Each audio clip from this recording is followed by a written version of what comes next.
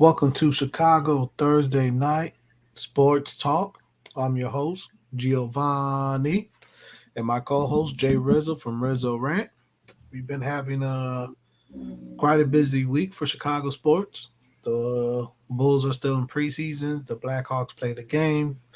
The White Sox was in the playoff. The Chicago Skies, big ups to the Skies, are still in the WNBA Finals.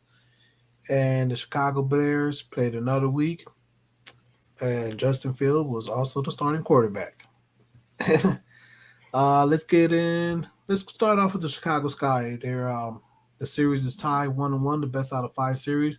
They took game one, lost a heartbreaker last night in overtime, game two. That extra period, Skylar Diggins Smith, she was just dominating.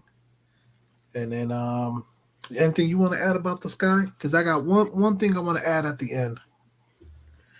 Yeah, I mean it was a really good game to watch if you've never watched the WNBA or anything. Back and forth.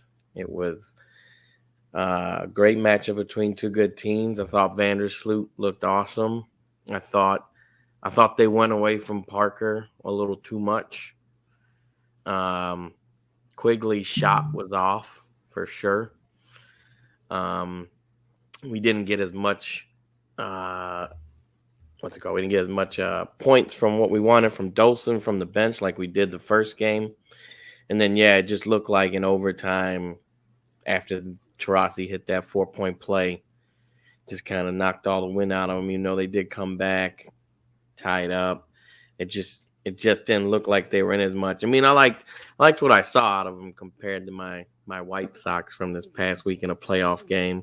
They all played at 100%. They were all going for it the whole game. I just thought they just didn't have enough. Once it went to OT, I was worried if they could have won that and that game could have ended in the normal time. I think Sky would have won. But once it went to OT, I did think that Phoenix was going to take it. Right. Yeah. Well, the next couple games will be back in Chicago, so that should give us a boost. They should definitely need to go back to Parker.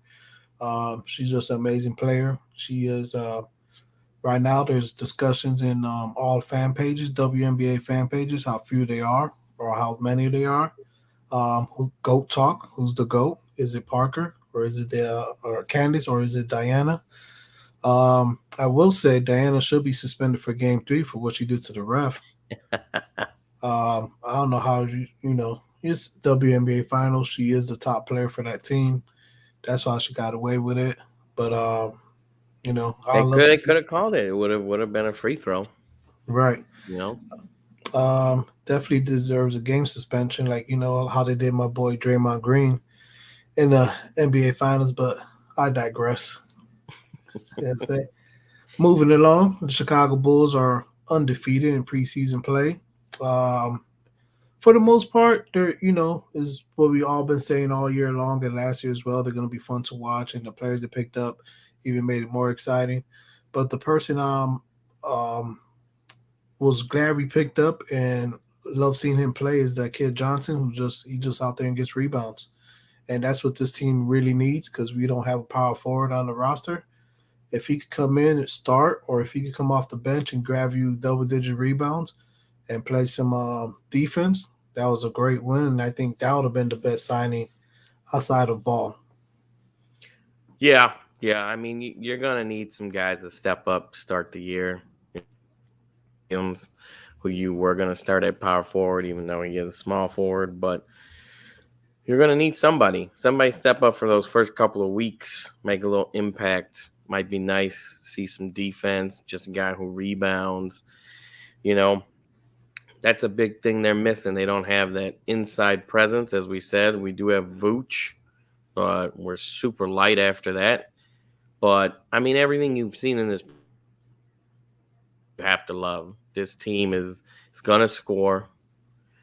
They're gonna be up and down. They're gonna run people out of the gyms. It's gonna be good, man. As long as they play just even a little bit of defense, like we kept saying last year, they just gotta play a little bit. You don't have to be or anything, but just a little bit of defense. There is zero reason why the Chicago Bulls should not make the playoffs. Right, right. Yeah, that's my big measuring stick for them. Because last year I expected them to play defense and they didn't, especially with Donovan as coach. He is known for defense. So this year, if they're going back, let's say they regress back as like last year and not play any type of defense, I don't have them making the playoffs. I don't even have them going into play-in. They'll definitely put up points and they'll be fun to watch, but they'll just give So, up as many points. is that your prediction before the season starts? Since it's starting next Wednesday, is that your prediction that you think the Bulls aren't going to be in the playoffs? Actually, Yeah, if they don't play, if they're playing defense the same way they played last year, if there's no improvement to the team's defense, then they're not making the playoffs. right? But you, this, I want to make 100% sure. I want to, you're saying you is that what you think? They're not making playoffs. If they don't improve team defense, if they don't improve their defense, they're not making the playoffs. I agree, but just from what you've seen, you got to go a little bit off what you've seen on preseason and additions. You Yeah, don't think this team going to make playoffs? I like they played a little better defense, but it's hard to gauge because it's preseason. And like the first preseason game, they just dominated the Cavaliers, and then a few games later, they played them again, and the Cavs didn't have their two best players, and they barely won. And True. that's what scares me is that these no name people are able to score at will, and they could go to the basket at will. There's no interior defense, the inside presence, and then your perimeter guys just let the guys blow by them. I agree, but with the roster set, I don't see them finishing any worse than eighth. But really, personally, I think this team could be so good that they could finish as high. I'm gonna go As high as what again? fourth or fifth. Okay. So I'm gonna go in between my two little picks there. I'm gonna say they're gonna finish sixth. They're gonna make it. They don't have to do a play in or anything, and I think they'll make a move during the season to bring some big depth. But we'll have to see. I agree with you. It's my biggest worry. It's what we're gonna have to watch at the beginning of the season. But to have Lonzo Ball to finally have a point guard, I think was one thing we were really missing. He's a true point guard. He's looked great so far. Add him, add a veteran in DeRozan, I think will help. Not a guy I was really hoping they would get, but since they do, it is a piece. I like Vooch in his second year with us. I think Zach prove why he deserves a max contract. So all these things, I think Donovan does get him to play a little bit more defense in his system. In the it's the first time in a while that this team hasn't had to have a new system or a really bad system that they're running. So they get to run a same system. Help. So I'm calling for the Bulls to be in the playoffs. I said it last year, but I was just hoping they'd sneak in as an eighth seed. I think this team could be even better than that. Right, right. Well, yeah, they definitely should be. They definitely should be better. Just the fact that they actually had somebody to run the offense, and they didn't have that last year. But again, that team defense needs to improve for them to sell me, for me to buy in. That's my thing. Moving forward, the Chicago White Sox exit out of the first round of the playoff. I mean, or they exit out. They were not the first round. They were not a wild card. What do you call it? The divisional series, Divisional round because they only had the one wild card game, the play-in game this year. right? So they exit out in the divisional round, and boy, was it ugly everywhere from pitching. It's your starting pitchers to relief to hitting. They just failed on all phases of the game. I don't even know where to start. I don't even know if you know where to start, or you even if you want to talk about it. Are you still hurt? Are you healing from those wounds? I'm healing from the wounds and all that, but I mean, it was a series that this is the team that the Sox did not want to see. Out of all the teams in the AL, You didn't want to see injuries. One, their pitchers were guys that just like stopped kind of do, and then their hitters kill our guys that Ito and Lynn who like throw their fastball. That tag on, and they did it in their first game against Giolito. Second game in Houston, Tony did some weird things. I feel like we could have won that game, but he did do some that I did not agree with. Third, we got down again real early, but um, that one it was amazing. It was a great time for the blackout game. Um, you know, and they hit in that game. They actually looked like themselves, and you were hoping, game four maybe you could have the same thing. Had the rain delay, so it wasn't right away the day after. It was supposed to be Monday, ended up getting pushed to Tuesday. Tuesday, the Astros decided to go with McCullers instead of Urquidy. And I actually thought it was a bad decision by Dusty to pitch him here instead of in Houston. Worked out. Very Right. similar outing. We just couldn't hit him, couldn't hit his breaking ball. And it was over fast. And Rodon, they took him out early. I didn't think he looked awful. I think the pull of him was good. I don't know if they should have went back to Kopech. You already had ran a series, so he's coming out third time in 3 games. I know he had an extra day and all that, and you had the travel day mixed in, but they should have went with Lynn. I thought even if they do tag him, then you don't have to worry about trying to pitch him in game 5. But he's had a lot more time off than Kopech, and even Kopech when he came in on Sunday gave up some runs. He got the win just because the offense came around, but he wasn't pitching great. So didn't really care for that decision, and they just kind of packed it in after that. I mean, overall, as a White Sox fan, it was a great season. They won 94 games. They won the division for the first time in 12 years. To this team, still, you have almost everybody coming back. You do need to look at adding some relief arms, I think, some veteran relief arms. And I do think we need to look at second base and right field. I don't think Cesar Hernandez deserves to stay just because he's cheap. Didn't really produce like we would have liked.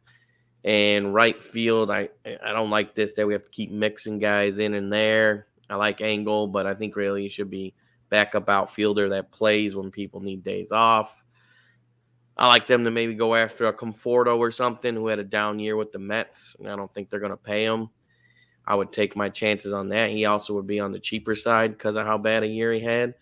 Or you can swing for the fences and try to go Castellanos because it sounds like he ain't going to sign back with Cincinnati, which would be awesome. And then second base, there's going to be some shortstops out there that you could maybe see if they want to play second.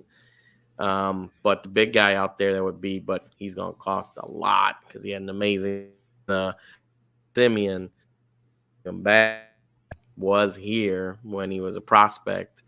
Then we traded him. But overall, I'm still very high on this team. I think we win the AL Central easy again next year.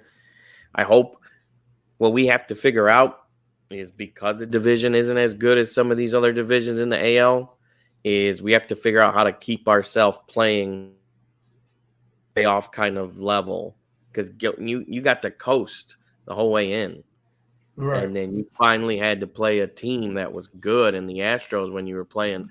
Nobody in the Central was good. And you had to all of a sudden try to turn it on and play a tough game that meant something.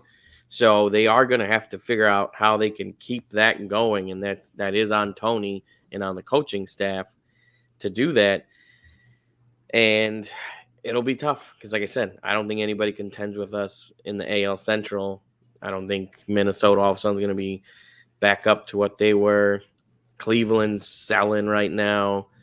Detroit's up and coming, getting better, and I think Kansas City's pitching, if it comes through, could be a really good team. But nobody to push us like they like in the AL where you have four good teams and one real bad team, or even in the AL or AL East. I mean, in the AL West, I still think if the Angels can get some pitchers to come, if that team's healthy, they could be real good to go with the A's and the Astros. So it's like the White Sox got to figure out some way to keep it that they're ready to play once these playoffs start next year because they're going to probably be in them, And next year the pressure is going to be on more than this year, I think, because each year that time clock is ticking, man.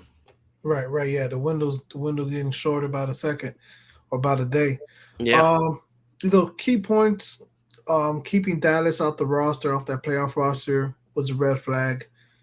He's a veteran. Saying he went to yeah. the World Series. Even I know he wasn't pitching well at the end of the season, but neither was Lance Lynn.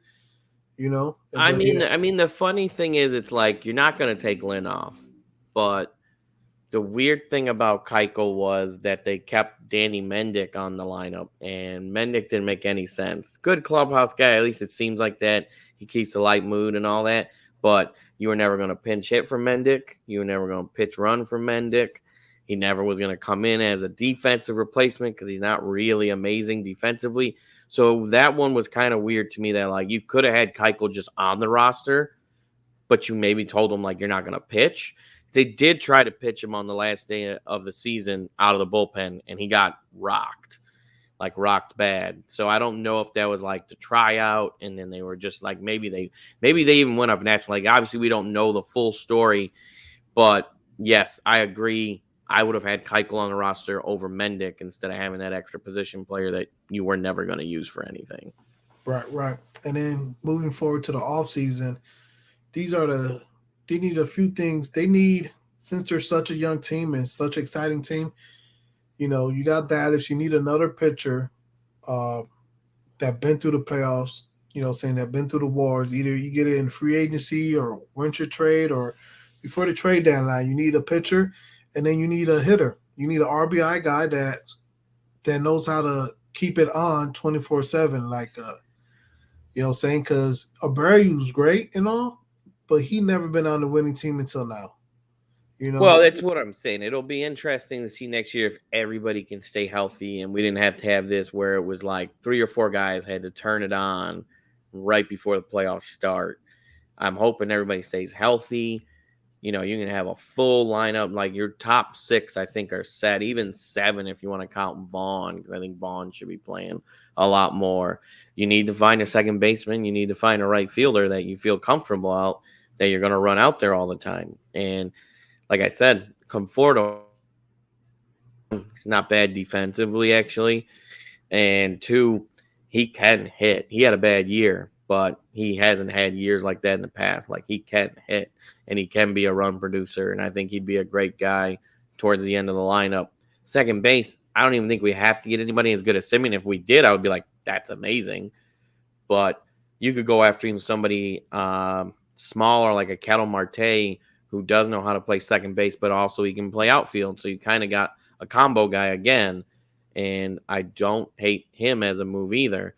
I think they're going to pick up the option on Kimbrel, it sounds like, and try to trade him. He's not going to stay on. But obviously that trade didn't look like it worked out. I do think you should re-sign Tapera. I thought he looked real good. He was the best guy you got in your trades on the trade deadline. So keep him. Kopech's going to move up to the starting rotation for sure. I think Keuchel, he's still technically signed. I think he might retire. That's just me, but we'll see. I think that's going to be a spot, and then they got to figure out if they want to sign back Rodon. His velocity was back up in his last start. It was at 97, 99, and he is going to get a full season off. He was really good. He deserves it if we do pay him, and I'm okay with that. You'd right? have a pretty good rotation right there. I do agree adding a veteran arm of some sort would help as well. Yeah, not just a veteran arm, playoff battle tested veteran arm. You actually, if Keiko retires, you definitely need two of those arms, and then one veteran hitter. He don't even have to be an everyday hitter. He just need to be, you know, the who did the So you're Cubs saying like sign? somebody like Albert Pujols or something just to be on the team. Right, right, Yeah. yeah. Like who did the Cubs sign that year? They won it all.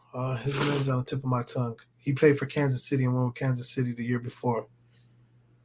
Oh, Uh, I have no idea. Zorbris, Ben Zorbris. You know what I'm Okay. saying? Well, I Like mean, so but he Zobrist was actually playing a yeah, lot. he was You know, playing. yeah. He was playing a lot towards the end, but like he wasn't initially signed to play every day. You know, I he mean, was that's a Madden dude, man. He was a Madden dude when he was in Tampa. right, right. But the Sox need to sign somebody like that. Like you could get that didn't cost the Cubs a lot. It didn't cost the Cubs any type of money, and he been playoff battle tested, and then that's what they're missing as far as hitting, and they definitely need a couple of veteran pitchers that been through the playoffs and know how to win in the playoffs It'll to be mold very young interesting, guys. right? It'll be very interesting, and I don't ever doubt Rick Hahn at all. He knows what he's doing. He makes the moves that make sense. All the moves I thought he did this year made sense. Some of them just didn't work out, but the thing that I got to see is Tony's coming back. Obviously, if anybody hasn't heard the news, it's official. He's 100% coming back for one more year. If we look bad in the postseason again, I do think we might have to just tell Tony, like, we tried. We gave you two shots. You Right, know, even though if he wins us a division title again and it does it in another 90 win season, where you're bringing World Series, that's it. So if he doesn't get there next year, I think we got to let him go. I don't know where they would look next, but if we don't get there, or at least get to the ALCS and have like a really good showing, like we lose in 6 or 7, but all the games were close, I think he's got to go. right, right. Yep. The Blackhawks started their season. They had an embarrassing loss. I know last time we briefly talked about Blackhawks, or we didn't talk about Blackhawks, and they went on a winning streak. So we're gonna see if that theory works again this year. You know what I'm saying? And then when they win it all this year, you know what I'm saying? You guys could thank us, and hopefully the Blackhawk organization will send us a championship ring.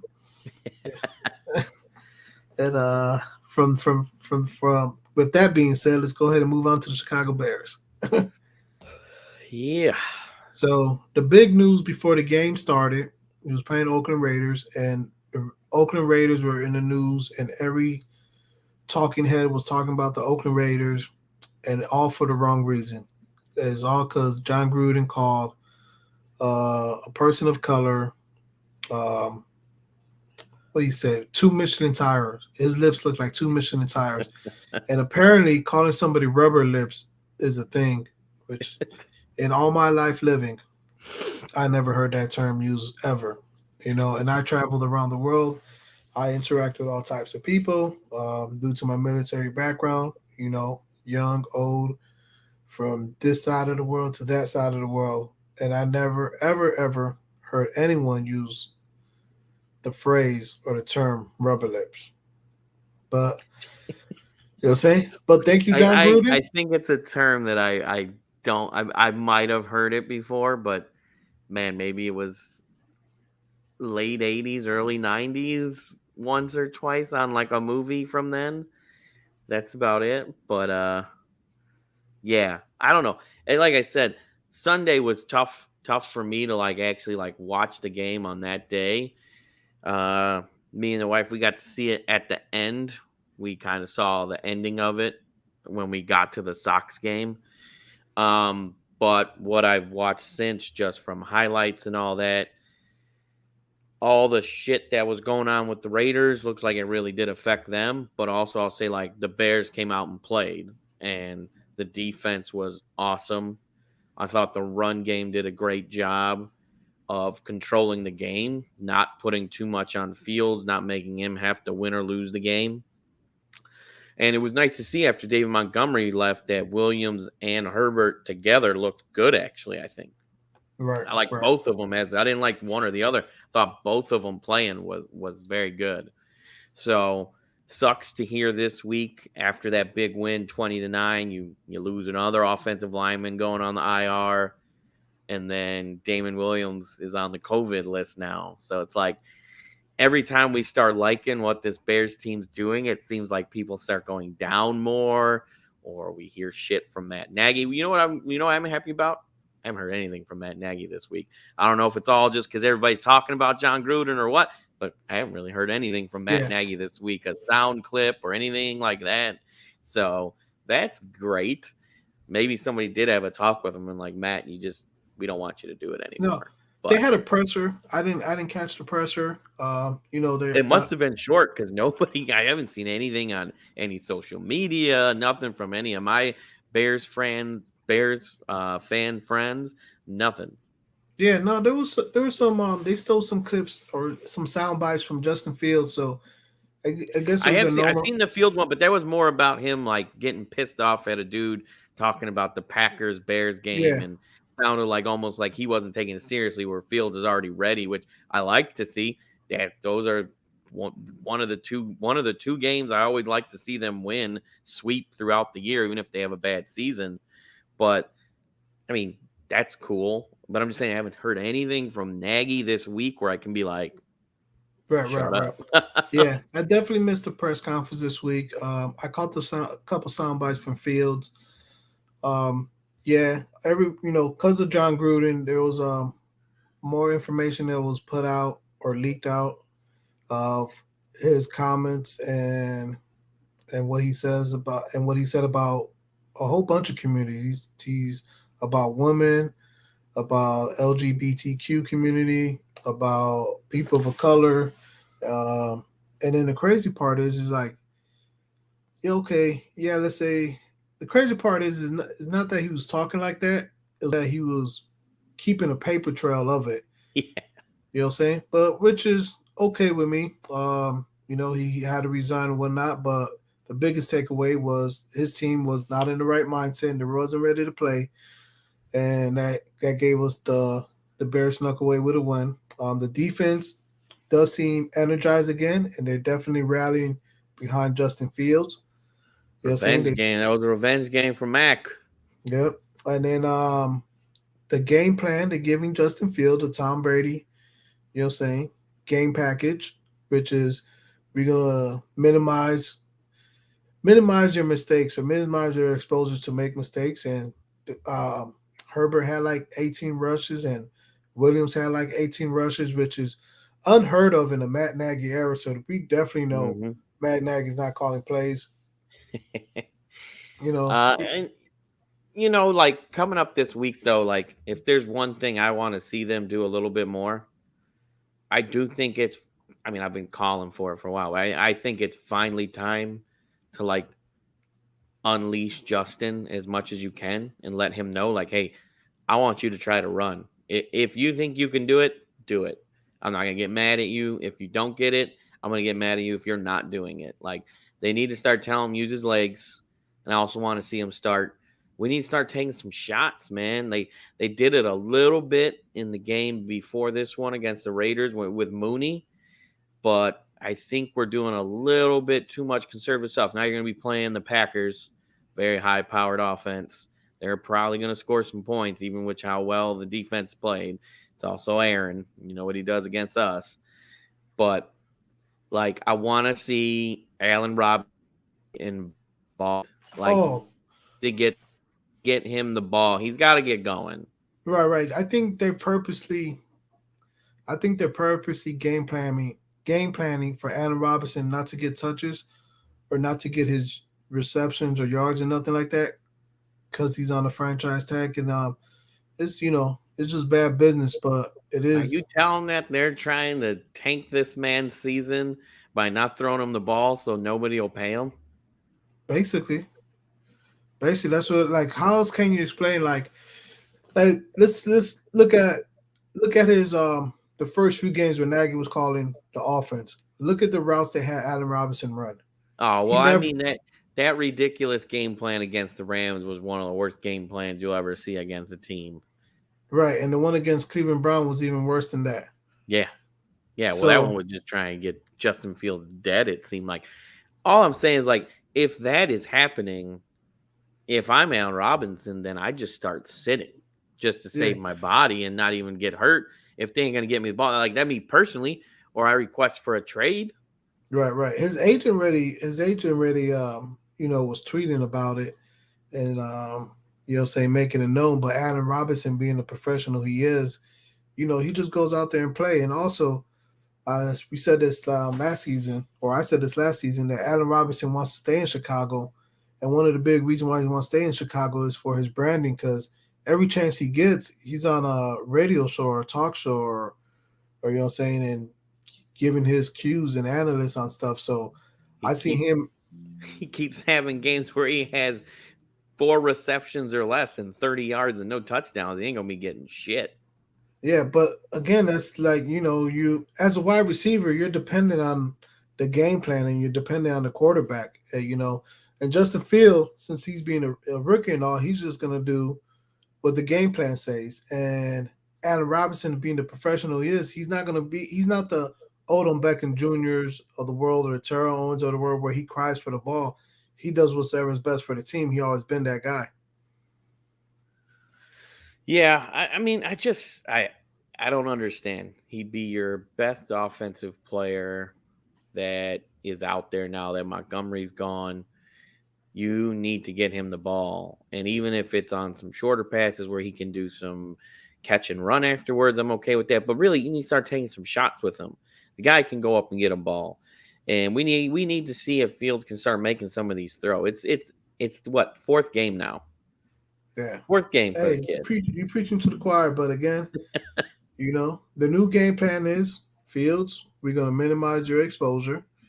And it's also, Bill Lazor, even though he's better than Nagy, which is not much of an upgrade as far as play calling.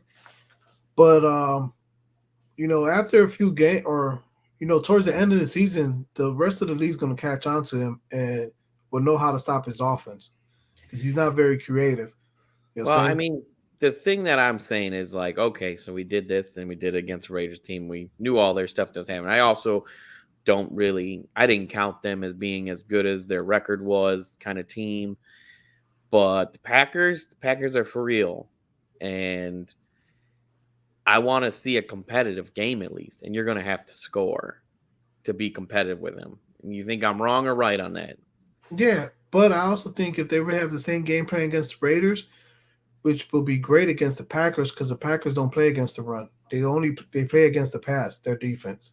It is like, but we just like as we said, missing Williams, losing offensive Yeah, linemen but will make it a little tough. And I agree, the Packers defense is a little bit in shambles right now, but obviously they got the Jalen Smith guy now coming back in, so they're not awful. I'm just saying like they're gonna score points against us. I yeah, I yeah. love our defense, but I feel like we're giving up 24 minimum points. Not if we. I think I don't see. I don't think we're giving up that much points for the simple. If we stay with the run heavy offense or the run heavy game plan, because we'll hold the time of possession, and the Packers don't play well against the run, so that will make the game closer than what it really is. You're being generous, I think. Devontae Adams is about to have another 200-yard day, I think, but that's just What me. against Hey, the number one shutdown corner in the league compared to all these fan groups? uh huh, yeah, According to PFF, he's the number one corner in the league. uh Jalen huh, Johnson. exactly. Jalen Johnson's gonna have fun this week, like we said, but I don't know. Can we score at least 21 points? You think Uh, no. Look, dude, we only scored like 20 points against the Raiders? We had the 20, right? Lions. Yeah, against the 20, Lions, 20 against 20 against the a the team in Raiders. We had about shambles. 27 against the Lions. Right. And then like the game plan against the Raiders with all the injuries to the secondary, I would have definitely took more chances. That was a game to take more chances with inexperienced corners and the entire team in shambles due to their head coach and his comments and his words. But we're getting late in the game. You'll say we're up at the 2 minute warning mark. You got any of your any closing remarks or where they can find you at? Yeah, I got one. White Sox fans, relax. Okay, wasn't pretty and it sucked, but man, if you couldn't have got excited for what you saw for that last month when we had Eloy and when we had Robert, when we had Grandal, we finally had our full lineup, and you got to see it. And man, all I gotta say is Luis Robert next season is gonna be top three MVP by next season. Oh, bold prediction right there. Um, my closing remarks is if you haven't yet, check out a WNBA game. Check out the Chicago Sky. This series versus Mercury has been great. Mercury versus the Aces was a great series. The Sky versus the Suns was a great series. This whole entire WNBA playoff has been great. They haven't been getting the coverage they should have been getting.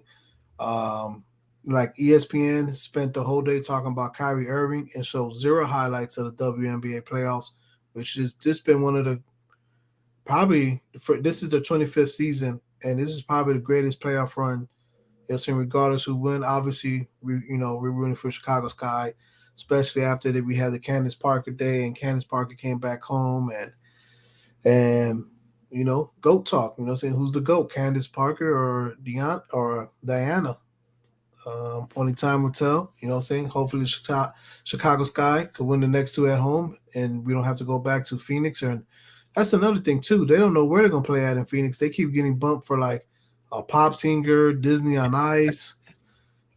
So they just and I get it because Disney and the pop singer brings in more revenue than a WNBA game. So I totally understand that the business aspect. But again, I'm just rambling now. Just check out the WNBA game. Check out this playoff series. If you like basketball, if you love basketball, you'll definitely be entertained. You'll definitely be like, wow, I never expect to actually like a WNBA game. Tomorrow Uh, night. Tomorrow, what is it? 8 Eastern. Yep. 8 Eastern, 7 p.m. Central. And on that, we're out.